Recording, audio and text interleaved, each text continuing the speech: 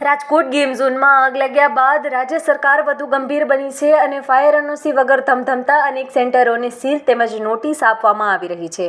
ત્યારે આજે હળવદમાં આવેલા માર્કેટિંગ યાર્ડમાં દુકાન નંબર 4માં શોર્ટ સર્કિટના પગલે આગ ભભૂકી ઉઠી હતી।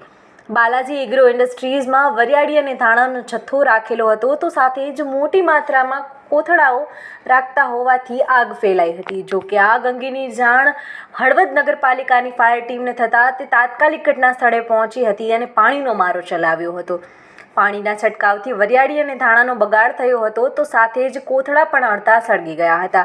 ત્યારે નુકસાન અંગે બાલાજી એગ્રો ઇન્ડસ્ટ્રીઝના માલિક સાથે વાત કરતા તેમણે આશરે 1.5 લાખનું નુકસાન થયું હોવાનો અંદાજો લગાવ્યો હતો।